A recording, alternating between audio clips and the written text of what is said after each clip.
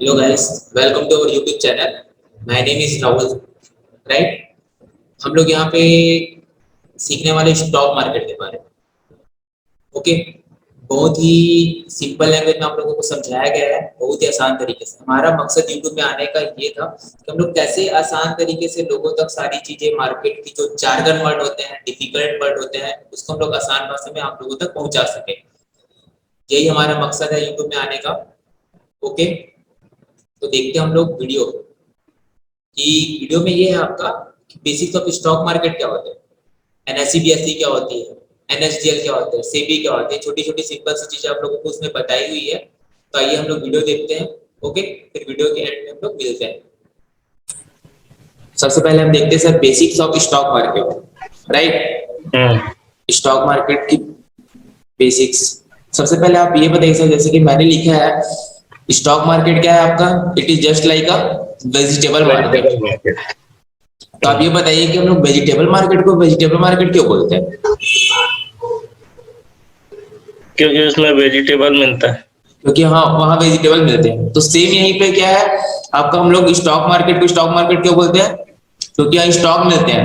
हाँ, यहाँ क्या मिलते हैं? शेयर्स मिलते हैं। शेयर्स में। अब आप मेरे को ये कुछ बताइए सर, क्या स्टॉक मार्केट और शेयर मार्केट डिफरेंट है या सेम है?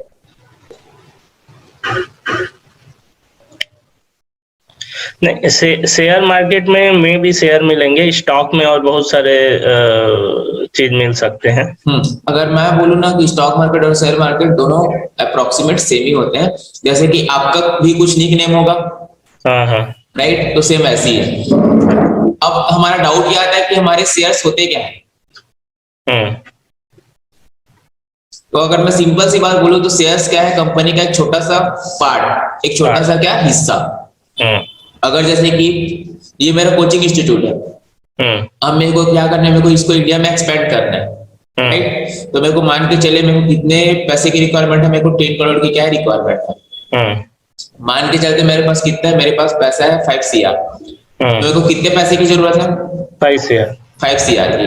तो मैं क्या करूंगा, अपने फ्रेंड्स, अपने कलीग, अपने पेरेंट्स से क्या करूंगा, फंड रेज करूंगा। क्या बोलूंगा, जैसे मेरा कोचिंग चलना चालू होगा, प्रॉफिट आना चालू होगी, मैं क्या करूंगा, आपने जितना पैसा लगाया उसके हिसाब से आपको क्या मिलेगा, कुछ परसेंटेज मिलेगा। राइट। हो सकता है किसी ने 1 CR लगाया हो, किसी ने 2 CR लगाया हो, किसी ने क्या लगाया हो, किसी ने 50 लाख लगाया हो। तो ये मेरे कंपनी के क्या होगा, शेयर्स हो गए। शेयर्स हो गए। राइट। इन्हीं को हम लोग क्या बोलते हैं, शेयर मार्केट में शेयर्स बोलते हैं। और नॉर्मल मार्केट में क्या बोलते हैं, अगर मैं शेयर मार्केट की बात ना करूं तो इसको वो बोलेंगे पार्टनरशिप। पार्टनरशिप। पार्टनरशिप। राइट। तो ये क्लियर हो रहा है आपको। और ऐसे हाँ, क्या होता है, कंपनियां, बड़ी बड़ी कंपनियां बहुत छोटे छोटे छोटे छोटे पार्ट में डिवाइड डिवाइड। कर देते हैं। क्यों डिवाइड कर देते, ताकि हम इजीली से क्या कर सके, परचेस कर सके रिटेल ट्रेडर। राइट। अब वो चाहती है तो बैंक के पास से भी पैसा ले सकती है, बट रिटेल इन्वेस्टर के पास क्यों आती है वो? क्योंकि उसको इंटरेस्ट देना पड़ता है बैंक में, हाँ, राइट। और रिटेलर से इंटरेस्ट नहीं देना पड़ता। नहीं देना पड़ता। लॉस रहता है तो इन्वेस्टर का लॉस होता है, प्रॉफिट रहता है तो प्रॉफिट होता है। प्रॉफिट। राइट। सिंपल सी बात आप सही बोल रहे हैं सर, क्योंकि अगर हम पैसा लगाते तो हम ये नहीं बोलते कंपनी को कि आप हमको सालाना सालाना इतना कमा के दो, लेकिन बैंक ऐसा बोलती है। इस कारण वो ये मार्केट का ऐसा डिजाइन किया गया है। हम्म राइट। ठीक है। अब देखते हैं कि एनएससी बीएससी क्या होता है। तो मैंने लिखा हुआ है, it is Bombay stock exchange और national national stock. Stock exchange. It is सब्जी मंडी ऑफ शेयर मार्केट। मतलब अगर मैं वेजिटेबल मार्केट में चले जाऊं तो वहां सब्जी मंडियां होती हैं, जहां हम क्या करते हैं, सब्जियों का लेन देन करते हैं। राइट। तो एनएससी बीएससी में क्या होता है, शेयर्स का लेन देन होता है। राइट। बट जैसे कि सब्जी मार्केट में चले गए तो हम क्या डायरेक्ट किसान से, फार्मर से खरीद सकते हैं क्या सब्जियां? नहीं खरीद सकते। नहीं ना। बीच में क्या होता है, मीडिएटर रहता है। बीच में मीडिएटर होते हैं, बीच में ब्रोकर होते हैं। तो यहाँ भी क्या है, डायरेक्ट एनएससी बीएससी में खरीद नहीं सकते शेयर्स, बीच में ब्रोकर है, जेरोधा है, एंजल, मोतीलाल ओसवाल, शेरखान, ये क्या है, आपके सारे ब्रोकर्स है। इनके थ्रू हम क्या करते हैं, एनएससी बीएससी में बाय सेल करते हैं। Right sir. राइट। ठीक है। निफ्टी 50 सेंसेक्स 30 क्या होता है, ये आप बताना चाहेंगे? क्योंकि हम तो यही चीजें सुनते हैं मार्केट में बेसिकली। क्या होते हैं, कुछ आइडिया आपको? निफ्टी 50 से नहीं, ये नहीं आती है। हाँ, जैसे कि निफ्टी 50 में जनरली क्या होता है, 50 कंपनियां शामिल होती है। कौन सी? Top company. ये कैसे शामिल होती है, थोड़ा सा मैं एक एग्जांपल देना चाहूंगा आपको। जैसे क्लास 11 के क्या है स्टूडेंट है, जिनको मैं क्या किया हूँ, मान के चलिए क्लासिफाई कर दिया उनके रिजल्ट के बेस पे। क्लास ए में मैं कौन से बच्चों को रख रहा हूँ जिन बच्चों का परसेंट आपका 85 से लेके 100% के बीच में आया, राइट। क्लास बी में मैं कौन से बच्चों को रख रहा हूँ जिन बच्चों का परसेंट 65 से लेके मान के चलते 85 के बीच में आया, राइट। और क्लास सी में मैं कौन से बच्चों को रख दिया जिन बच्चों का परसेंट आपका बिलो 65 आया। ऐसा मैंने क्या बना दिए, सेक्शन बना दिए, अलग अलग सेक्शन, राइट। अब ये सारे बच्चे कहाँ चले गए, सारे बच्चे चले गए आपके क्लास 12। ये कौन से बच्चे हैं क्लास ए वाले मेरे? टॉपर बच्चे, दे आर टॉपर्स, टॉपर है, हाँ। राइट। ये सारे बच्चे कहाँ चले गए, क्लास 12 में। तो जब क्लास 12 का रिजल्ट आया तो जो मेरे टॉपर बच्चे हैं ना, उन बच्चों का परसेंट कितना आया, कम हो गया, 75 से लेके 85% के बीच में आया। क्या कारण रहे होंगे सर परसेंटेज कम आने के? या तो उन्होंने प्रॉपर प्रिपरेशन नहीं किया है, या फिर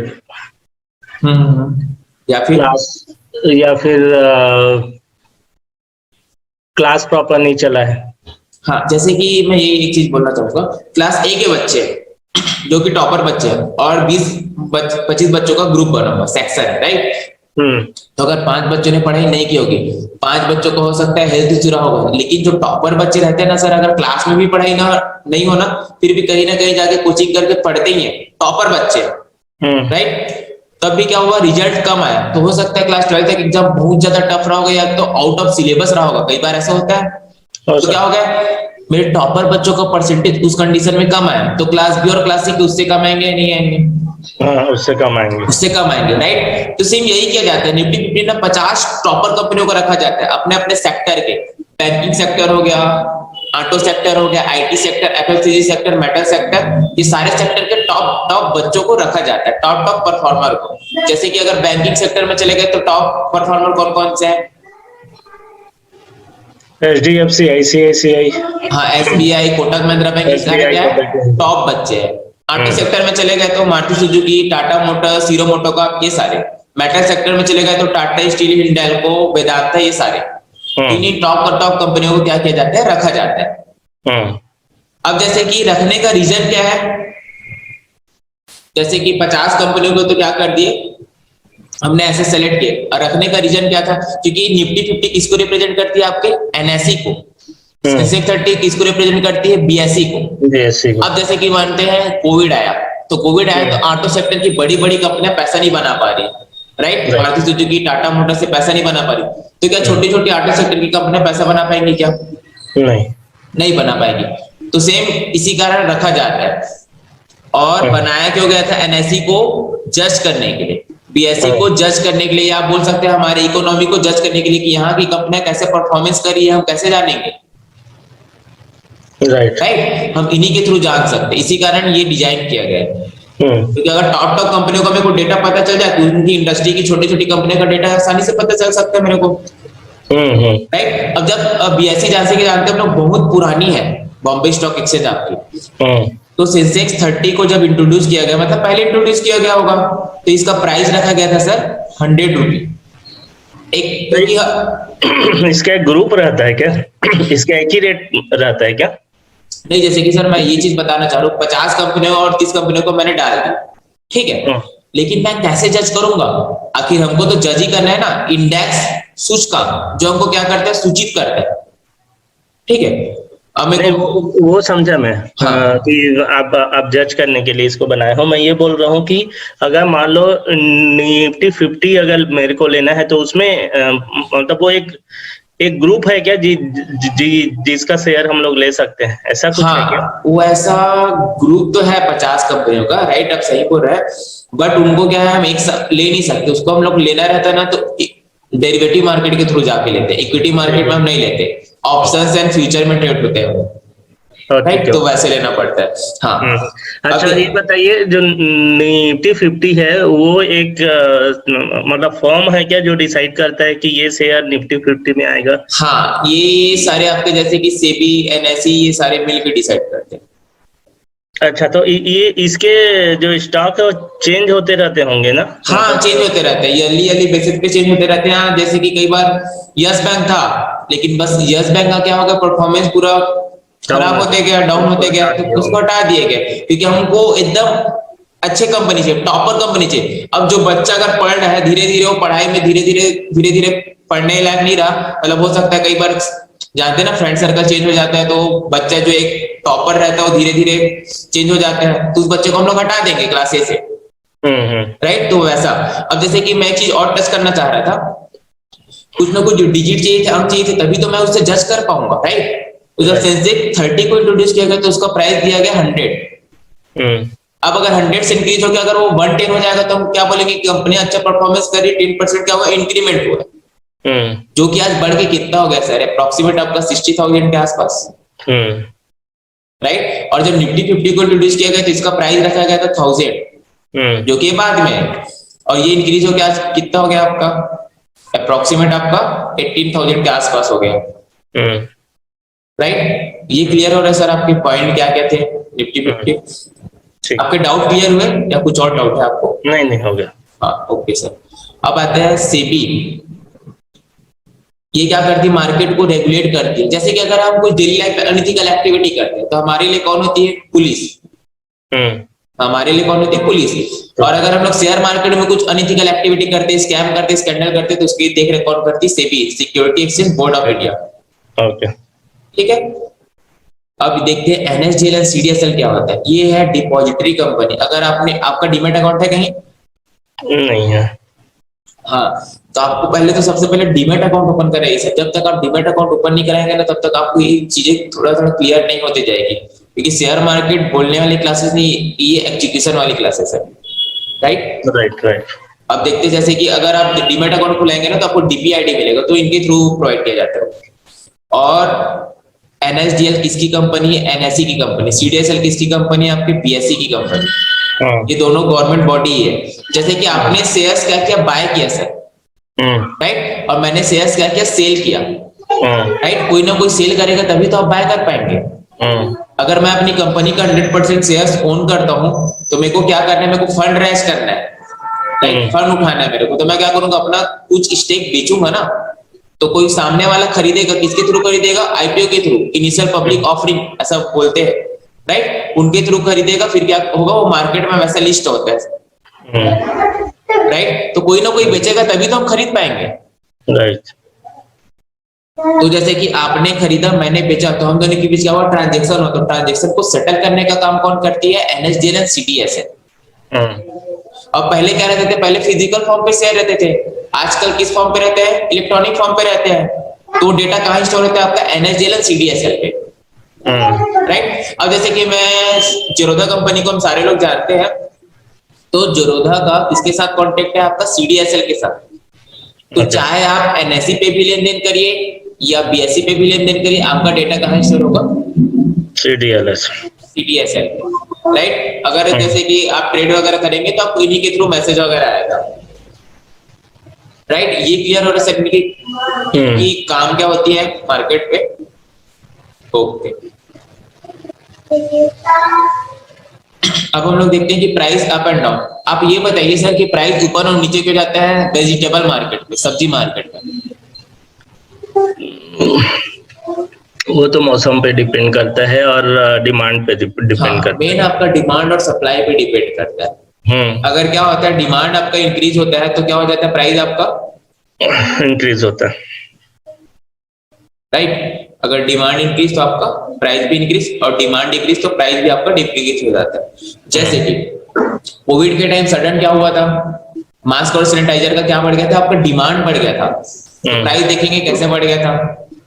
और आज के टाइम पे क्या हो रहा है, डिमांड नहीं है उसका, तो प्राइस, डिमांड तो है ही, लेकिन सप्लाई भी क्या हो गया, मेंटेन हो गया है। तो सप्लाई और डिमांड दोनों एक साथ काम करते हैं सर, राइट। तो आजकल क्या हो गया, प्राइस आपका मेंटेन हो गया, ये क्लियर है। अब ये मान के चलिए शेयर मार्केट में कैसा काम करते हैं ये देखते हैं। जैसे कि आपके किसी फ्रेंड का नाम बताइए, प्रकाश। और जैसे कि मेरा नाम है सर राहुल, ठीक है। राहुल की कंपनी एक क्या है, प्रकाश की कंपनी, ये दोनों की कंपनी है, राइट। मेरी कंपनी क्या है, प्रॉफिटेबल नहीं है, ठीक है, मैं प्रॉफिट नहीं बना पा रहा हूँ, और आपके फ्रेंड की कंपनी जो क्या है प्रॉफिट पे है, तो आप किसकी कंपनी में इन्वेस्ट करना चाहेंगे? मेरी कंपनी में, अपने फ्रेंड की कंपनी में इन्वेस्ट करना चाहेंगे। क्यों? क्योंकि उसकी कंपनी प्रॉफिटेबल है, राइट? तो ये क्या होता है, ऐसा आप चाहते हैं, राइट? और ऐसा बहुत सारे लोग भी चाहते हैं प्रॉफिटेबल कंपनी में। तो उसके क्या, इन्होंने जितने शेयर्स निकाले हैं प्रकाश सर ने, वो तो उतने ही शेयर रहेंगे मार्केट पे, लेकिन उसके डिमांड बढ़ते जा रहे हैं। क्यों बढ़ते जा रहे हैं? क्योंकि कंपनी प्रॉफिट कर रही है और सारे लोग प्रॉफिटेबल कंपनी में इन्वेस्ट करना चाहते हैं। तो उसका डिमांड बढ़ गया तो क्या हो जाएगा, प्राइस बढ़ेगी, उसकी बढ़ेगी। सेम यही होता है, अगर डिमांड खराब हो गया, कंपनी ने पिछले क्वार्टर के कंपेयर में क्वार्टर में उतनी प्रॉफिट अर्न नहीं की, राइट? धीरे धीरे क्या चली गई, लॉसेस पे चली गई।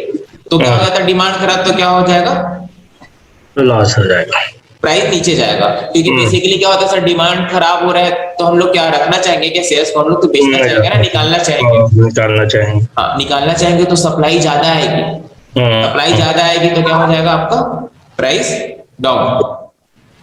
ये क्लियर हुआ सर सब, डिमांड एंड सप्लाई? ओके। जब आप देखेंगे ना, आपने अभी तक कोई ऐप देखा है शेयर मार्केट वाली, कुछ ऐप देखी है आपने या नहीं देखा? हाँ, देखा, शेर खान वाला देखा था पहले, इंडिया कुछ चलता था, हाँ, इंडिया ऑनलाइन कुछ कोड देखा था, हाँ, पहले देखा था 2008 के टाइम। अच्छा, ठीक है। जैसे कि देखते हैं, कभी प्राइस 100 रुपए रहता है, कभी प्राइस 101 हो जाता है, कभी प्राइस 99 हो, ऐसे बार बार ब्लिंक करते रहता है, फ्लक्चुएट करते रहता है ऊपर नीचे। हाँ, तो ये क्यों होता होगा, कुछ आइडिया आपको? हाँ, ये भी काइंड ऑफ उसका डिमांड और सप्लाई के ऊपर ही, जैसे सेल बिक्री होता रहता है तो उसके हिसाब ये से। बेसिकली ना बायर और सेलर के कारण होता है। जैसे कि मैं वापस से सब्जी मार्केट में जाना चाहूंगा, ये आपका जैसे कि टमाटर, मान के चलते टमाटर का प्राइस चल रहा है 100 रुपए आपका, ठीक है, तो हम लोग क्या बोलते हैं, भैया भैया ये बहुत ज्यादा हो रहा है प्राइस, आप क्या करो, आप थोड़ा कम लगाओ ना, आप 90 रुपए में लगाइए, ऐसे करके हम लोग बोलते हैं। फिर वो क्या बोलते हैं, नहीं नहीं भैया ये तो हमारा बाइंग प्राइस है, इसी में तो मैंने खरीद के रखा है, तो आप क्या करिए, आप 95 रुपए में लेके जाइए। तो हम वहां पे कर क्या रहे थे, बार्गेनिंग कर रहे थे, नेगोशिएशन कर रहे थे, तो प्राइस आपका क्या हो रहा था, फ्लक्चुएट हो रहा था। तो सेम यही रहता है, अभी प्राइस चल रहा है मार्केट में 100 रुपए का, और मैं क्या करूंगा, अगर मैं पहले से खरीद के रखूं तो मैं ज्यादा में बेचना चाहूंगा, तो मैंने क्या कर दिया, 101 पे क्या लगा दिया, बिडिंग लगा दिया, राइट? और आपने क्या किया, जैसे कि आप 100 रुपए चल रहा है, आप आएंगे तो मार्केट में कम में खरीदना चाहेंगे अकॉर्डिंग टू साइकोलॉजी, राइट? तो आपने क्या कर दिया, 99 का आपने बिल लगा दिया। तो बेसिकली हम मार्केट से कर क्या रहे हैं, बार्गेनिंग ही तो कर रहे हैं, राइट? इसी कारण क्या होता है, आपका प्राइस फ्लक्चुएट होता है। अब एक चीज और है सर, अगर हम लोग ये ऊपर की तरफ अगर हम लोग बीडिंग करते हैं तो इसको क्या बोलते हैं, आपका आस्क प्राइस, या फिर आपका ऑफर प्राइस, या इसी को हम लोग क्या बोलते हैं, सेलर। जैसे कि आस्क प्राइस मतलब हम लोग ऑफर करते हैं ना कि अच्छा मेरे पास इतने शेयर्स पड़े हैं, आप कौन है खरीदना चाहते हैं, ऐसा नाम दे दिया गया, मैं इतने में बेचना चाह रहा हूँ कि कौन खरीदना चाहते हैं, ऐसा। और जो आप नीचे की तरफ जो बीडिंग करते हैं ना, इसको हम लोग क्या बोलते हैं सर, बीट प्राइस, और इसी को हम लोग क्या बोलते हैं, बायर्स, राइट? ये आपको दिखते हैं जब आप ऐप ओपन करेंगे ना, तो एक साइड आपको दिखेगा बीट प्राइस, और एक तरफ आपको क्या दिखेगा, आस्क प्राइस। तो ये ऐसा आपके दिखते हैं, ये आपके बायर्स हो गए, ये आपके सेलर्स हो गए। काम तो ऐसे नहीं आने वाले हैं, बट फिर भी मैं जनरली आपको कॉन्सेप्ट समझा रहा हूँ कि कैसे क्या क्या दिखते हैं ऐप में आपको, राइट? बट इन सबसे इंपॉर्टेंट चीज, इनसे ऐसा है कि इनसे पैसा नहीं बनता है, राइट? वो चीज। आई होप गाइस आप लोगों को वीडियो पसंद आए होंगे, राइट? हम लोग मिलते हैं नेक्स्ट पार्ट पे, जहां हम लोग सीखेंगे base of trading in stock market. Okay, तब तक मिलते हैं हम लोग नेक्स्ट वीडियो में। Thank you so much to all of you.